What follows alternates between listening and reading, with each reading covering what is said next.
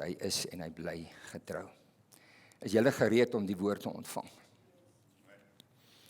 Amen, amen. Baie dankie dat jy ons altyd verdra met al die goed wat ons moet doen. Dis deel van kerk wees as ons 'n familie is. Maar ons dank die Here dat hy so getrou is. Vir al ons mense aanlyn wil ons sê baie welkom, baie dankie soos wat jy altyd getrou inskakel en later dalk na hierdie boodskap sal luister. Mag dit jou lewe verryk. Vader, ek bid nou dat u elke hart in hierdie plek sal voorberei vir dit wat u wil sê. Ek bid dat elkeen wat op 'n later stadium na hierdie woord sal luister, my God, dat dit nie net maar nog 'n preek sal wees nie. Kom vanmôre deur u liefde. Here, kom sien mense se harte wat sê ek is nie tevrede met 'n gemiddelde Christelike geestelike lewe nie. Daar is meer en daar moet meer wees in hierdie verhouding met u. Dankie Here vir dit wat u doen vanmôre deur u Heilige Gees. Dankie o Gees van God dat u die een is wat oortuig. Dat u die een is Vader wat trek met koorde van u liefde. En o God, hoe bid ek dat u my mond sal vul met waarheid. Dat ek nie my opinies sal deel nie, maar dat ek u woord reguit en suiwer sal deel en dat u as God en Vader vanmôre in hierdie plek verheerlik sal word. Dis my gebed in Jesus naam. Amen. Nou kan ek vra, het jy al gevoel mense word voorgetrek? Wie het al so gevoel? Nou wat van julle, die res van julle? Het julle nog nooit so gevoel? Nie eens in die huis nie. Ek sien waaroor ek vanmôre wil bedien nie, maar ek glo met my hele hart, sonder dat dit in die Bybel staan, so spesifiek, kry ons verskeie geleenthede waar die disippels gevoel het, hierdie is 'n voortrekkery. Gaan lees dit, op 'n stadium, wie van julle kan onthou, toe Jakobus en Johannes en Jakobus, se ma en hulle twee na Jesus toe gekom en gesê het, as u nou eendag daar in die ewigheid by God is, kan my twee seuns links en regs van u sit. Wie onthou dit? Nee, die Bybel sê die ander was woedend geweest om te sê, wat dink julle, hoe dink julle, wie is julle? Wat van ons, jy weet? So, julle kan maar 'n bietjie gaan lees daar, maar dis tog interessant. Jesus sê die Bybel het 12 disippels gehad en van hierdie 12 het hy 3 gehad saam wie hy altyd as hy gaan dooies opwek, as hy sekere siekes gaan gesond maak, op die berg van verheerliking waar Moses en Elia aan hom verskyn het, en so kan ons nog 'n paar plekke kry. Ons gaan nou kyk ook na een van die gevalle. Was daar 3, Petrus, Johannes en Jakobus, wat hy altyd voor almal oop en bloot een kant gevat het en saam met hom geneem het. En dan wonder ek net, wat het die ander gedink? Ek weet nie, julle kan nou maar seker dink en voel in jou hart soos jy wil, maar ek nogal het 'n idee dat hulle mag gevoel het, maar dis nie fair nie. En dan kry ons een van hulle, een van die 3, Johannes, wat by die laaste maaltyd wat hulle gehou het, toe Jesus gesê het, een van julle sal my verraai, toe gaan lê, sê die Bybel, met sy kop op Jesus se bors en hy vra van wie sal dit wees? En Jesus kyk af na hom met sy kop hier by sy oor en hy sê vir hom, die een wat nou sy hand saam met my in die skottel steek, dis hy wat my sal verraai. En dis ook terloops ook hy, Johannes, wat die boek Openbaring skryf. Hou dit in gedagte. Wat verband word na 'n eiland, uit die samelewing uit, op 'n eiland, en dis waar hy die boek Openbaring skryf. Hou dit net in gedagte. So ek het agtergekom en hoekom ek met jou daaroor wil praat en daarmee wil wegspring is, dat vir hulle, vir wie hy meer gee, en meer verantwoordelikheid gee, en meer toegang tot homself gee, van hulle vra hy ook meer.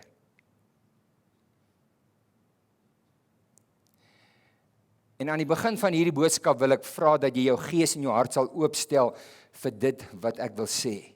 Nou ons kry hierdie verhaal in Matteus 26, hier van vers 36 af, dat Jesus gaan, sê die Bybel, hy stap deur die Kedronvallei, dis nou op pad na Getsemane toe, waar hy dan ook daai nag gevange geneem sou word, om weggelei te word en voor Pilatus, Kajafas en later voor Pilatus te verskyn.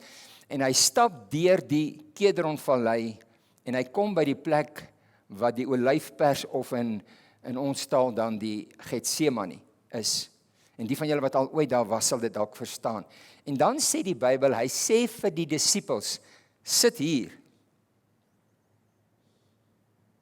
En hy vat weer eens vir Petrus, Johannes en Jakobus en hy sê vir hulle, julle 3, kom saam met my. En hy gaan letterlik in die tuin in, 'n hele end in die tuin, en hy sê vir hulle, nie vir die ander nie, vir hierdie 3, ek is benoud tot die dood toe. En dan vra hy vir hulle 3, luister gou, terwyl die ander buite sit en slaap, en wag dat hy moet terugkom, wat doen hy met hulle 3? Hy vra vir hulle 3, waak saam met my. Bid saam met my. Kan julle almal dit onthou?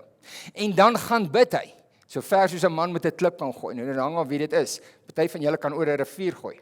Ek behoor om daarom so oor die eerste 3 banke te gooi. Maar okay, so ver soos 'n man met 'n klip gooi. Dis nie 'n baie ver afstand nie. Ek vermoed hulle kon van die goed gehoor het wat hy dalk gebid het. En gehoor het hoe hy voor God die Vader uitroep. Maar dan staan daar, hy kom terug en hy sê vir Petrus, Johannes en Jakobus. En die Bybel noem dit baie spesifiek. Hy sê, hy het vir Petrus wakker gemaak en vir hom wat gevra, help my gou? Kon julle nie 1 uur saam met my waak? So vir 3 jaar het hulle 'n besondere verhouding met hom gehad. Maar die dag toe dit saak maak, luister gou mooi, het hy nie al 11, want Judas was al klaar weg, saam met hom gevat in Getsemane. Hy vat die 3, wat volgens baie mense se oordeel dalk bietjie onregverdig was, dat hy hulle in elk geval altyd hulle 3 uitgekies het. Maar hier kom hy nou op 'n plek en hy vra van hierdie 3 wat hy nie van die ander vra nie. Kan almal amen sê, dis nie 'n nuwe evangelie hierdie wat ek nou vir julle vertel. Hy vra van hulle wat hy nie van die ander vra nie.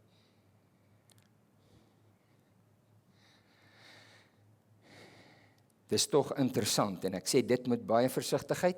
Dis nie deel van my boodskap nie, maar terwyl ek vanmôre finaal voorberei het dit net by my opgekom en ek wil dalk iets daarvan sê. Die woord Kedron beteken die plek waar dit donker word. Wie van julle het agtergekom, die plek waar dit donker word, is daar nie baie mense nie. Kan ek iemand kry wat weet waarvan ek praat? Toe dit donker word by hom, was daar nie baie mense nie. Toe hy deur die Kedronvallei gaan, het 11 van hulle daar buitekant gesit. 3 van die 11 het verder gegaan. En die 3 wat hy uitgekies het, wat hy sy lewe voorgegee het, wat daar was met alles wat hy gedoen het, selfs die verheerliking op die berg, slaap, terwyl hy alleen worstel, tot die dood toe benoud is. Kedron, die plek waar dit donker word, is daar nie baie mense. Maar hy selfe skrif, ek hou so daarvan, sê, dat God het vir hom 'n engel gestuur om hom te versterk. Luister maar, daar's 'n plek waar God my en jou versterk, wanneer daar niemand is. En jy moet vandag jou hart daarvoor oopmaak. My tema, nou gaan julle dalk nie verstaan, hoekom het ek sê ek al hierdie goeders nie, dis absoluut inleidend met dit wat ek wil deel, want ek gaan 'n paar ander goeders sê, in konteks met wat ek nou met jou deel. My tema, laste is nie sonde nie, maar jy moet weet wat laste doen. Ons gaan nou kyk na Hebreërs wat sê, gooi af die laste. Laste is nie sonde nie, maar wat doen laste? En ek dink nie almal van ons is bewus van wat doen laste in ons lewe nie. 2 Timoteus 2, kry gou saam met my dit op die bord, of lees gou saam met my op die bord, ek wil ietsie daaroor sê, op grond van sy disippels ook, wat ek met julle gedeel het. 2 Timoteus 2 vers 20 en 21. Hy sê, in 'n groot huis is daar nie alleen voorwerpe van goud en silwer nie, maar ook van hout en klei. Sommige is vir besondere gebruik en ander vir alledaagse gebruik. Die skoppie waarmee jy die vuilgoed optel, is nie dieselfde houer waaruit jy drink nie. Ek hoop nie so nie. Daar's artikels wat jy gebruik vir besondere gebruik. Daar's artikels wat jy vir algemene gebruik. Ons ken dit almal. Okay, dan sê hy, as iemand hom, so hy praat nou van mense, ons is nou eers by die kombuisware of die huisware. Hy sê, as iemand hom van die kwaad gereinig het, sal hy 'n voorwerp vir besondere gebruik wees. Dan sal hy vir die eienaar afgesonder en bruikbaar wees, voorberei As jy vandag een woord wil neerskryf, skryf die woord voorberei. Voorberei vir enige goeie diens. Dit bly vir my tragies dat God wil hê jy moet iets doen en jy voel jy's nie voorberei nie. Here, ek sal dit doen, maar laat ek net eers vir 2 dae gaan vas en bid. Here, ek het hierdie laaste tyd so baie Bybel gelees nie. Ek ken nie die Bybel so goed soos Pieter nie. Voorberei vir elke goeie werk, want ek wil vir jou sê, God wil elke dag van jou bestaan jou gebruik. Elke dag. En hy sê, ek wil jou gebruik vir besondere goeders, nie net vir alledaagse goeders nie. Dis goed, luister mooi, dis goed en goeie maniere om vir 'n dame 'n deur oop te maak en haar eerste te laat gaan en 'n vriendelike glimlag te gee. Dit doen iets in ons samelewing, al dink jy nie so nie. Vra my, ek weet dit. Dit doen iets. Dit behoort 'n alledaagse ding te wees wat ons almal doen, maar daar's ander goed wat God sê, daar's 'n besondere ding wat ek nodig het en 'n iemand wat ek nodig het wat voorberei is dat ek hom of haar sal kan gebruik, en dis my motivering dat jy iets daarvan sal verstaan vandag as dit kom by dit. Nou, ek wil iets sê wat jy kan, as jy dit nie kan neerskryf nie, bel my na die tyd, dan neem ek 'n screenshot en ek stuur dit vir jou. Maar ek wil hierdie ding sê, God kies niemand vir besondere gebruik nie. En hy kies nie ander vir alledaagse gebruik nie. Want my Bybel sê, hy wat homself van die kwaad reinig, hy wat homself beskikbaar stel, sal God voorberei en toerus en gebruik. So die Here sê nie vir Rensha, ek wil jou gebruik Rensha, vir besondere gebruik, vir die worship hier voor in die kerk, en hy sê vir Johan, ja, jy kan die deure oopkom maak vir ons in die oggend. So asof God sekere mense gebruik, dis dalk nou 'n stupid voorbeeld, vir besondere gebruik en ander sê, jy is sommer net daar vir ander. God kies nie een mens as dit kom by dit nie. Ek gaan dit vandag vir jou wys. Maar as jy jouself reinig, as jy jouself gee, sal God jou toerus en gebruik. So die vraag is nie, mag ek ook deel wees van die 3? Of is ek deel van die 12?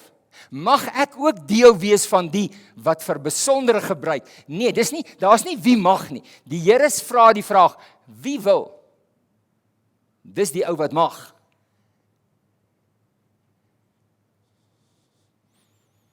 Dis belangrik dat jy dit sal verstaan. Ons kies self waarvoor ons gebruik wil word. As dit is om vir besondere gebruik te word, dan begin ek my boodskap vandag om dit te sê, want dis die hart wat ek met jou wil deel, met alles wat ek sê. As jy sê, Here, ek wil, dan sê God, ek gaan dan van jou begin goed vra, wat ek nie van almal vra nie. Want daar's 'n alledaagse gebruik, wat ek almal voor gebruik. Maar daar's 'n besondere gebruik. En vir hulle, vir wie ek gebruik, vir besondere gebruik, gaan ek goed vra wat ek nie van ander vra nie. Hy het vir die ander 11 gesê, of vir die ander 9, verskoon tog, sit daar. En vir die ander 3 gesê, waak en bid saam met my. Hy het nie vir almal dit gevra nie. Hy het net van hulle gevra. Wie van julle het al probeer bid as jy regtig vaak is? Wie het al probeer? Het julle geweet jou brein kan net so shut down? Ek het al gebid laat ek bid laat die spoegspad. En dan op 'n stadium is ek net so 'n bietjie in meditasie, as ek my kom kry dan snork ek. Dis net so. Kan ek 'n amen kry daar? So ek sou dalk gesê die makliker een sou gewees het die ander 9 of in daai geval 8 wat daar buite kan by die hek gelê en geslaap en wag dat hy moet uitkom. Maar die oomblik as jy vir hom ja sê, gaan hy van jou goed vra wat hy van iemand anders vra.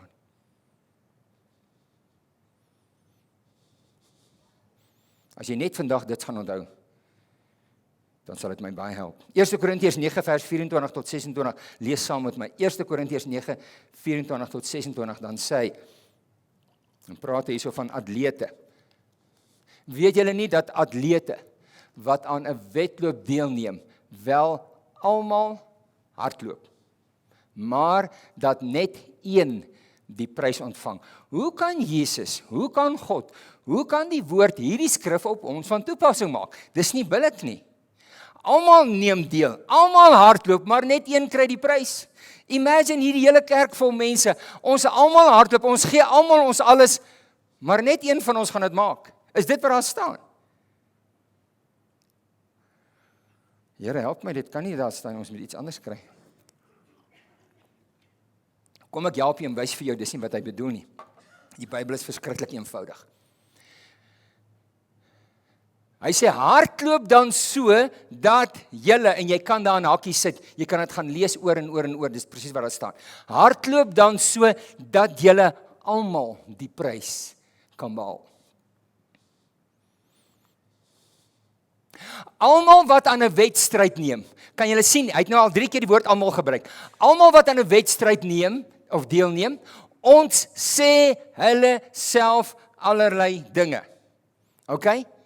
En hulle doen dit om 'n verganklike oorwinnaarskroon te verkry. Maar ons, nie hy nie, of sy nie, die een nie, maar ons, die almal van ons, 'n onverganklike. Ek hardloop dan soos een wat nie onseker is, van sy doel onseker is nie, en ek slaan soos 'n bokser wat nie in die lug slaan nie, maar ek oefen my liggaam, en ek wag vir die volgende een. Ek oefen my liggaam en ek bring dit onder beheer, so as ek nie ander oproep en nie self kwalifiseer. OK. Ekskuus, miskien het ek dit nie opgesit nie. Ek weet nie. Is dit daar? O, daar is dit. Maar ek oefen my liggaam en ek bring dit onder beheer, sodat ek nie anders vir die stryd sal oproep en nie self kwalifiseer nie. OK, nou. Kan ek sommer net 4 mense, net vinnig, enige 4 mense, sommer julle 4 wat daar sit. 1, 2, 3. Josef, jy hoef niks te doen nie, dankie, kom staan net hier by my. Ek weet, Josef is 'n oordentlike mens, hy hou nie van. Nee, kom staan nie boos, makliker, anders moet ek afklim na julle toe. En ek is ouer as almal van julle saam. Ek jok sommer. OK. Kyk gou net weer, ek gaan die skrifgie net lees. Ek wil net een ding vasmaak, en dan kan julle onmiddellik weer gaan sit. Hy sê vir ons, weet julle nie dat atlete wat aan 'n wedloop deelneem, wel, almal, so hulle almal gaan hardloop, is julle saam met my. Kom ons sê, 'n baan kan 10 vat, so hier's gaan 10 manne wees wat gaan hardloop. Almal hardloop wel. Maar dat net een die prys kry.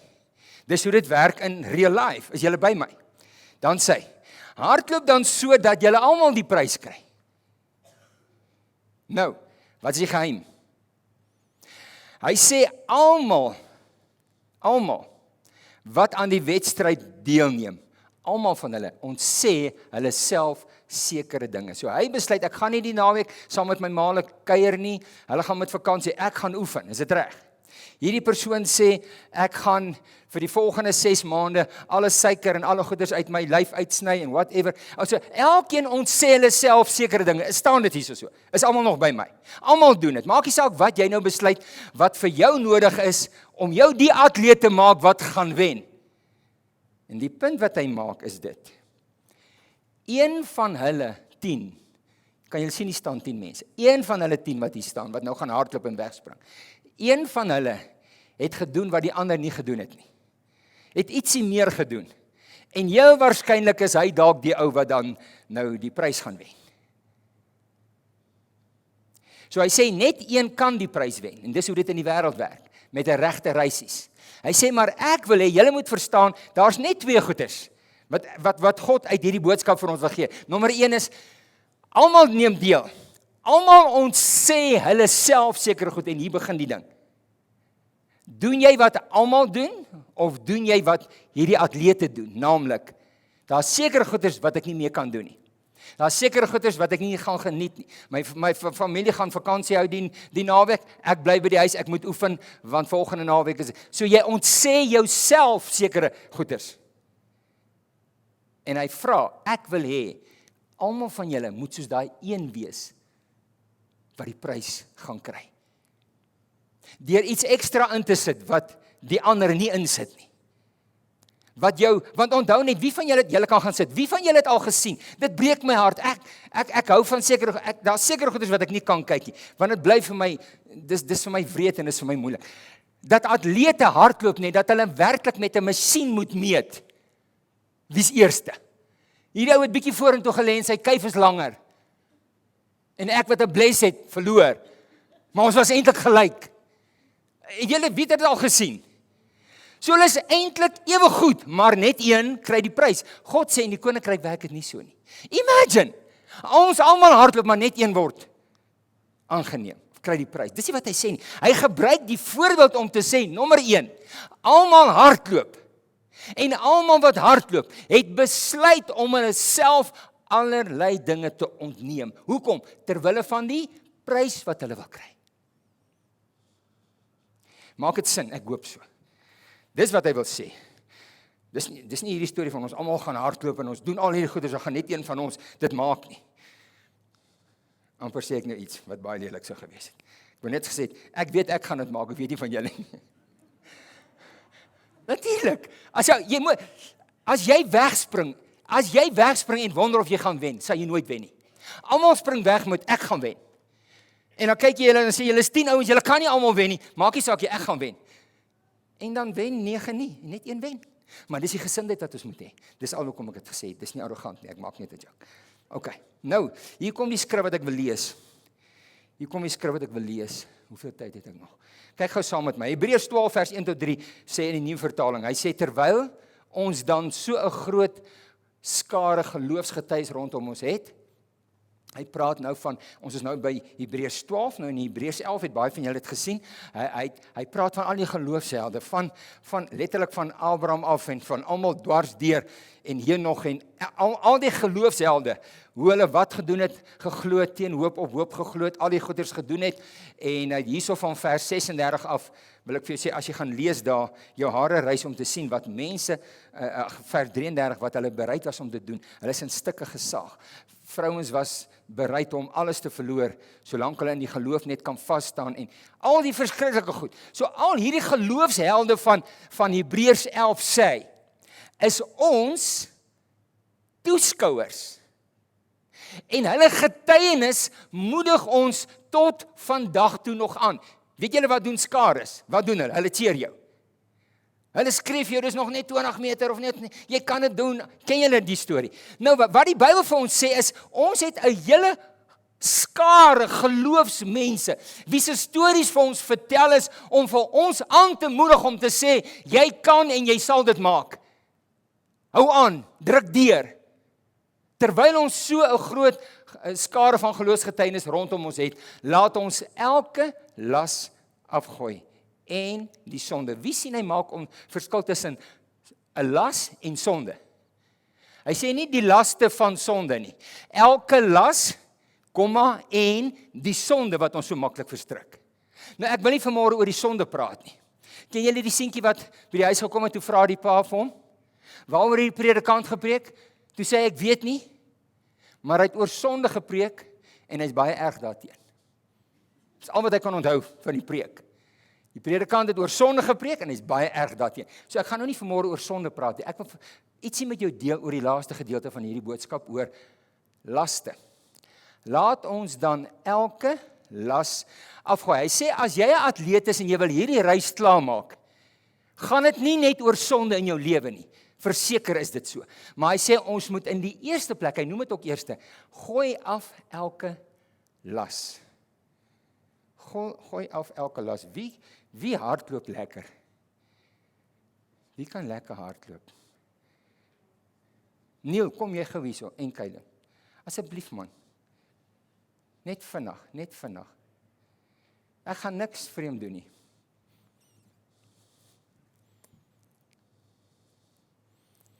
Ja, is reg, papa. Jy kan haar daar los, is reg. Sy het 'n substitute gekry. Hoekom sê jy nou worry? OK. Dit kan dalk beter werk. OK. Kan ek vir jou vra? Tel haar op. Maar jy moenie loop nie.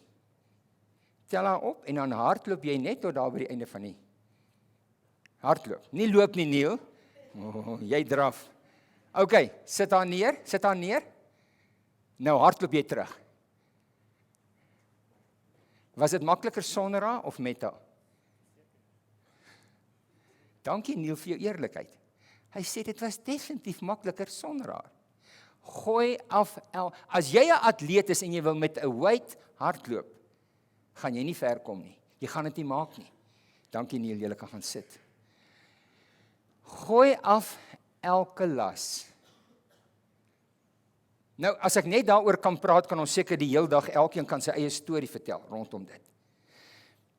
Maar Hebreërs 6, moenie die skrif op die ding gooi nie, ons het nie genoeg tyd nie, ek wil net vir julle iets sê. Dis interessant dat wanneer die Bybel oor ons geestelike lewe praat, dan praat hy oor goed soos, Hebreërs 6:1, moenie dat ons stil staan by die eerste beginsels van die evangelie nie, maar laat ons verder gaan na die volle boodskap, onthou julle dit. Ons kan nie bekostig kerk om stil te staan nie, en dit pla my dat baie mense in die kerkewêreld oor die wêreld stil staan. Hulle is vandag nog net, 'n man het eendag vir my eintlik baie spoggerig vertel. Hy is vandag nog waar hy 30 jaar terug was en hy's baie trots daarop.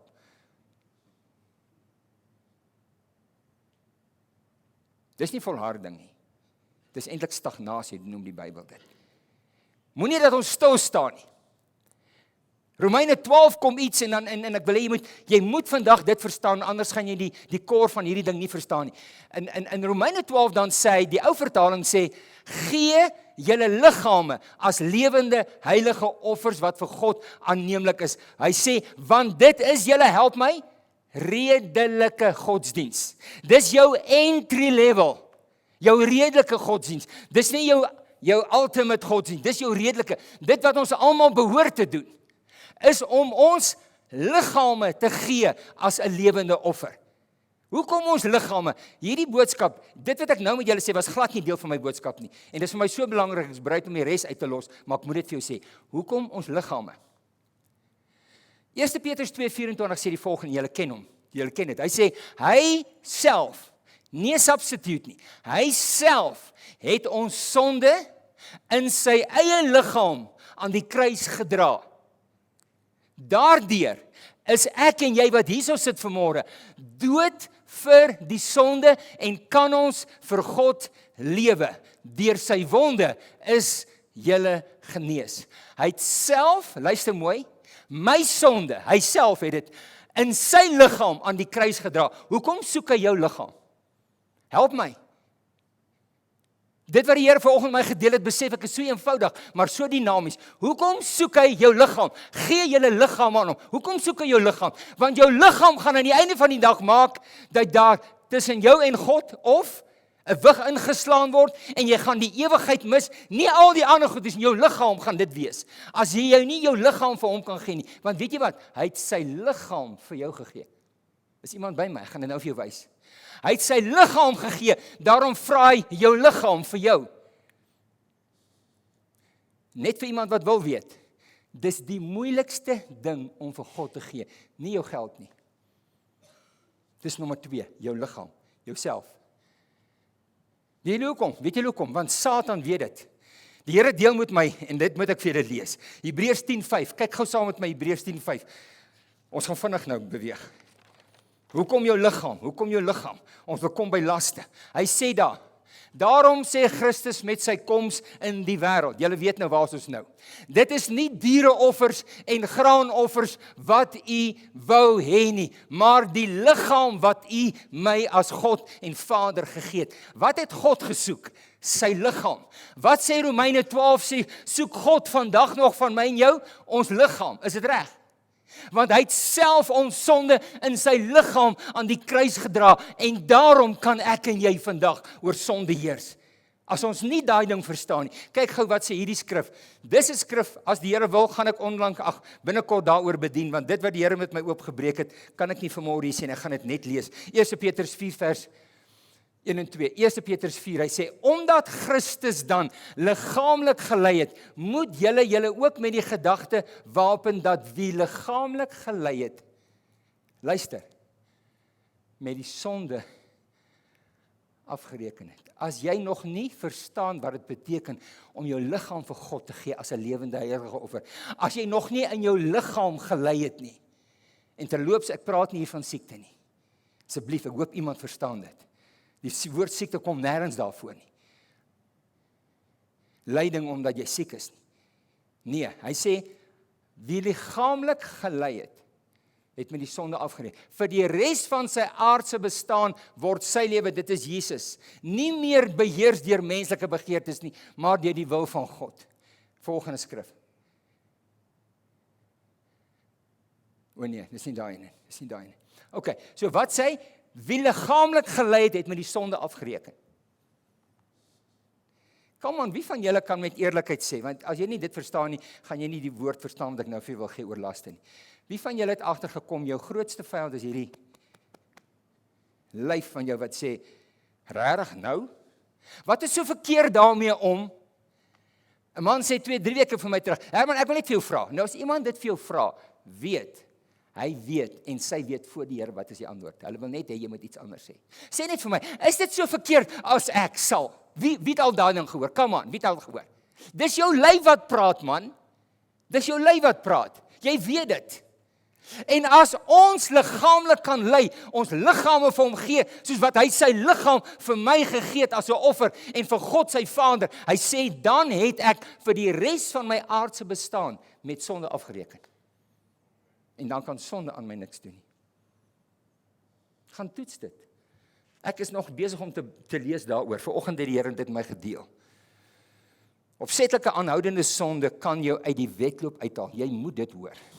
Ek is regtig, ek is op my einde. Luister mooi. Sonde, opsetlike aanhoudende sonde kan jou uit die wedloop uithaal. Is julle by my? En daaroor kan ek baie sê. Ons weet van baie mense, selfs in die Bybel sien ons dit, van mense wat hulle rug op God gedraai het. Salomo, een van die wysste mense, of die wysste mense op aarde wat nog ooit geleef het, sy einde was nie goed nie, en baie mense sien dit nie raak nie, en hulle verstaan dit nie, en stem ook nie met my noodwendig saam nie, maar dit staan in die Bybel. Salomo het God geheel en al verloon, en net hy het begin saam met sy vrouens toe, saam met sy vrouens en die Here, en later net saam met sy vrouens afgode gedien, en niks met God mee te doen gehad. Jy gaan lees dit. So sonde, aanhoudende sonde, kan jou uit die reis, uit die wedloop uithaal. En daaroor praat ek vanmôre met jou. Ek wil met jou praat oor dat laste kan jou vertraag en terughou in hierdie wedloop. Vra vir Neil, is dit so Neil? Hou jou terug, nee. Ek weet ons nie is nie meer wat dit 40 jaar terug was. Ons kan nie so vinnig hardloop nie, maar is nog steeds makliker sonder 'n las. Steeds makliker sonder 'n las. Almal wat aan 'n wedstryd deelneem, ontsê hulle self. Wie het dit gelees saam met my? Almal wat aan 'n wedstryd deelneem, ontsê hulle self. Die eerste ding vandag as ons praat oor laste wat jy moet afgooi, is die nommer 1 ding dat God sê, elkeen wat deelneem aan 'n wedstryd, ontsê homself. Dis nie iets wat jou coach sê jy moet doen nie. Hierdie gaan nie oor wat God sê jy moet doen nie. Ons praat nou hier oor laste wat jy moet afgooi, omdat jy jouself ontsê van sekere goed. En as jy dit doen, kom ons by nommer 2, en ek het dit net so genoem, dat God van jou gaan begin goed vra, wat hy van niemand anders vra nie. Nou praat ons praat nou net oor gelowiges, dis almal by my. Alledaagse gebruik, besondere gebruik. Hy sê, elkeen wat eerste wil kom, elkeen wat wil presteer en vorentoe gaan, ontsê hulle self allerhande dinge. En jy kan besluit wat is die allerhande dinge vir jou. Maar die oomblik as jy kom op die plek waar jy jouself ontsê van sekere goeders, dan kom die Here en hy begin van jou vra wat hy van niemand anders sal vra nie. Wat se rugbywedstryde het ons verlede jaar met die Springbokke gespeel? Dit was nie, die Wêreldbeker was lank terug. Was daar verlede jaar Springbok wedstryde? Daar was nie. Ek onthou daar was een spesifieke wedstryd wat ek baie graag wou gaan kyk het en alles, en die oggend, ek dink was 'n middaggame of wat, ek is glad nie seker nie. En daai oggend terwyl ek bid, is ek besig met die Here, en seker 'n uur voordat daai rugbywedstryd begin, ervaar ek in my gees 'n dringendheid, dat die Here my een kant toe vat om te gaan bid. En ek sê met my woorde dit wat ek nou sê. Ek sê, Here, ek wil net hê jy moet weet, geen sport, geen wedstryd wat ooit deur enige sport gespeel word, kan ooit vir my belangriker wees as dit wat U wil sê nie. En ek het in my bakkie geklim, ek het in die veld gaan ry. En tydens daai game het ek gaan bid, want God het my een kant toe getrek. Die Here vra vir jou goeders wat hy van niemand anders sal vra nie. Wat hy nie van die algemene mense sal vra nie. Dis vreemde goed wat die Here sal doen. En ek onthou daai spesifieke dag, ek kan vir jou sê waar ek gesit het in my motor en gebid het, want ek het geweet daai dag, dit wat ek hier ervaar, niks anders was vir my belangriker, behalwe dit wat ek nou ervaar, ek moet nou gaan doen, want dis wat die Here wil hê ek moet doen. Die Here sal van jou begin vra om sekere plekke nie meer te besoek nie. Hoor jy wat ek sê? Die oomblik as jy jouself allerlei dinge begin ontneem, omdat jy sê, Here, ek wil nie een van die massas wees nie, dan sê God, jy gee my nou die toestemming om jou iemand te maak wat nie deel is van die massas nie. En dan sê hy, nou gaan ek van jou goed begin vra. Hy het dit nooit gevra nie. Daar's iets wat hy vir ons almal vra. Onthou net die Bybel is geskryf en daar's goeders wat op ons almal wat hierso sit van toepassing is. Daar's nie 'n storie van jy kan besluit of jy dit wil doen of nie. Ek praat nie van dit nie. Ek praat van, luister mooi, nie dit wat sonde in jou lewe is nie. Is almal by my. Ons praat nie nou oor sonde nie. Ons praat oor goed wat geen sonde is nie. Maar God gaan van jou vra, ek wil hê jy moenie meer by daai vriende uitkom nie. Iemand het nou onlangs sonder dat hy weet, dis waarom ek besig in my hart, ek het al so 'n maand terug vir julle gesê, ek wil hieroor bedien, 2 maande terug. Sê vir my iets en die Here bevestig dit vir my. Die Here gaan van jou begin vra om sekere plekke nie meer te besoek nie, by sekere vriende nie meer uit te kom nie, om sekere verhoudingsprys te gee. Nie omdat dit sonde is nie, nie omdat dit verkeerd is nie, maar omdat dit 'n las word wat jou gaan terughou.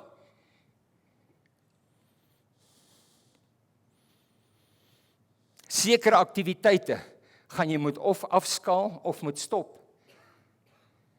Jy gaan agterkom dat God van jou goed vra, wat ander mense sal sê, presies wat hierdie man van my gesê het, sê nou net vir my, wat is nou daarmee verkeerd om dit te doen? Daar's niks daarmee verkeerd nie.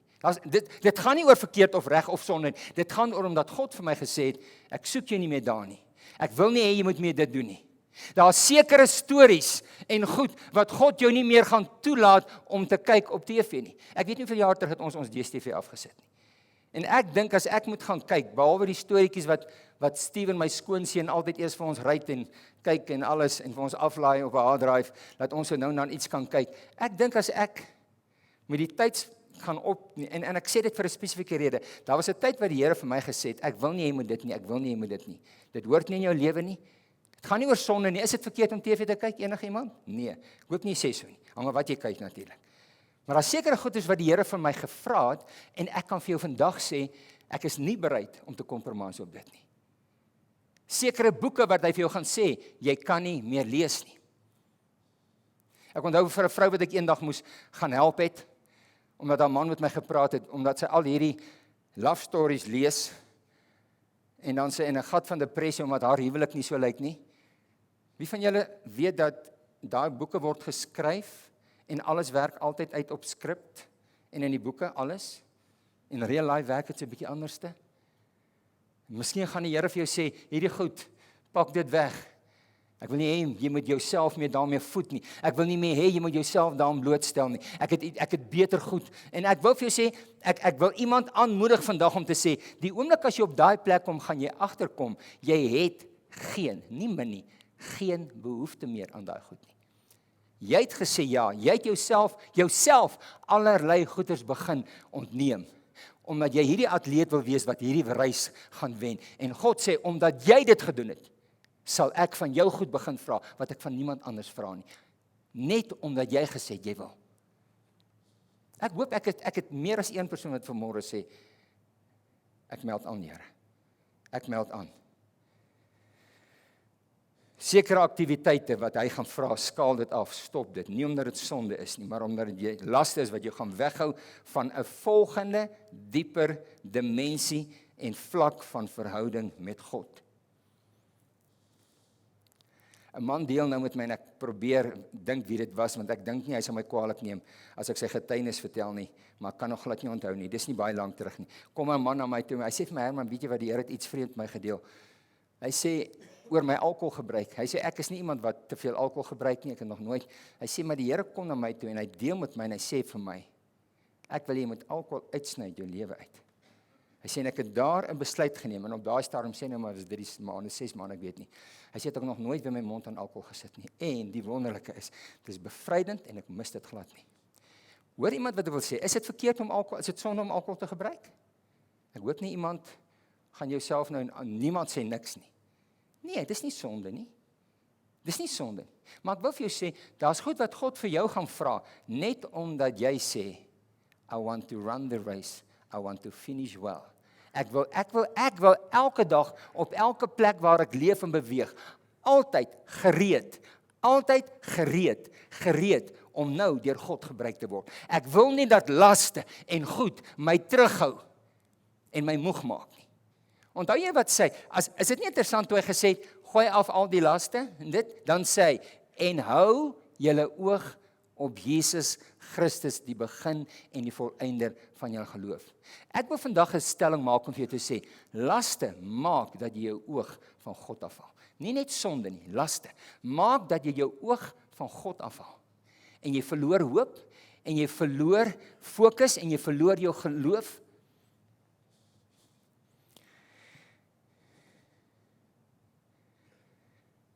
Kom ons lees net hierdie een skrif, ek is klaar. Ek wil vir julle bid. Vir die van julle wat graag saam met my wil bid. Ek het gesê, laste haal jou oog van Christus af.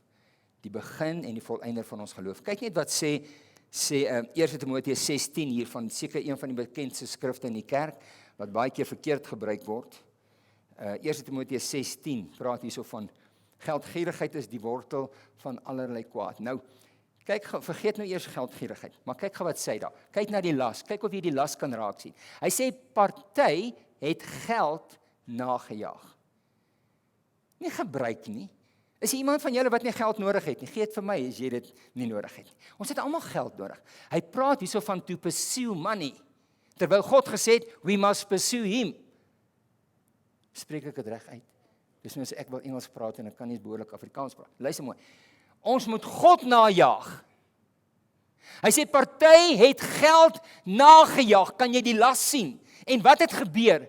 En hulle het toe van die geloof afgedwaal.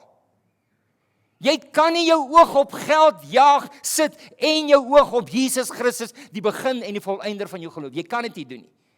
Laste haal jou oog af van hom wat dit begin het in jou lewe en wat dit wil klaarmaak in jou lewe.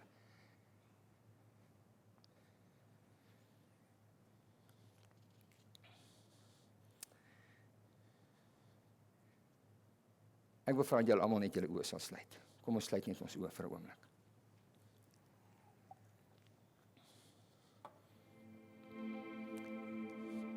Ek wil dit net saam, want ek kan so baie nog hieroor bedien, en as die Here wil, gaan ek weer ietsie meer daaroor deel nog. Maar 1 Korintiërs 10 dan sê, Paulus sê, daar is mense wat sê, en ek weet voor God is mense wat hierso sit, wat dit dalk ook sê met alle opregtheid. Daar is mense wat sê, alles is my geoorloof, ek is nie meer onder die wet nie, ek is onder die genade, ek kan enigiets doen, solank ek net nie sonde doen, en solank dit net nie dit is nie. Ek sê, daar is mense wat sê, alles is my geoorloof. Ja, maar nie alles is nuttig. As heilsaam. Alles is my geoorloof, sê hulle. Ja, maar nie alles is opbouend nie. En ek wil vandag vir julle sê, ja, jy kan alles doen, maar as jy wil wees, een van die mense, een van die baie mense wat deur God gebruik en toegerus word vir besonder gebruik, en nie maar net een van die alledaagse massas gemiddelde gelowiges wil wees nie, dan gaan jy agterkom, daar's baie goed wat God sê, ja, hulle kan alles doen, dis reg, daar's niks daarmee verkeerd nie, maar jy gaan dit nie doen nie.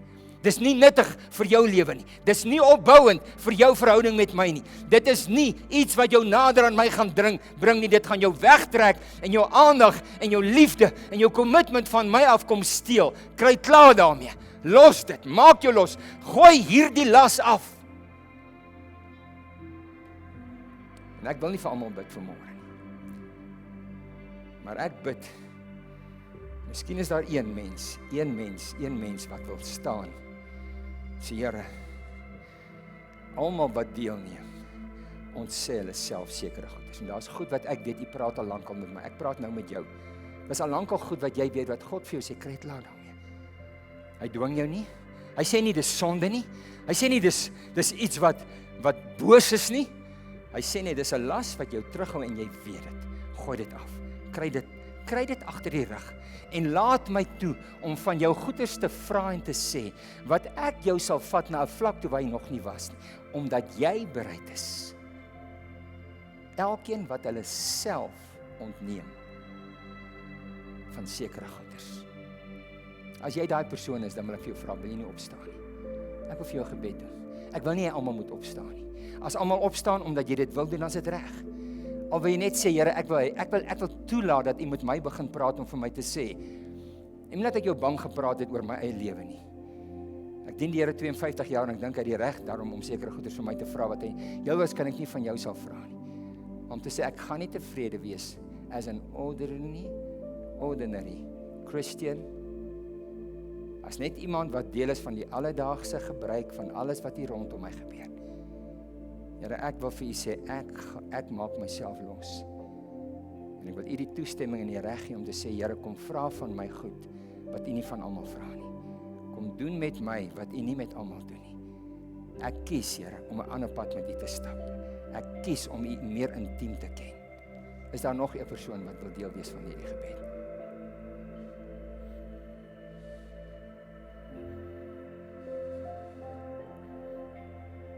Dankie Here, dankie Heilige Gees vir elke opregte hart. Ek weet dis baie van hulle wat dalk sit omdat hulle dalk in hulle hart sê, Here, ek is nie bereid om ja te sê en dan gaan ek U weer teleurstel. Net om my te vind ek maak dit nie. Dis nie die waarheid nie. Dis nie die waarheid nie. U soek nie perfekte mense nie, U soek mense wat 'n hart het wat vanmôre sê, Here, daar's goed in my lewe wat 'n las is en ek wil dit afgooi. Dis nie sonde nie, dis nie noodwendig verkeerd. Dis 'n las en ek wil dit afgooi vanmôre.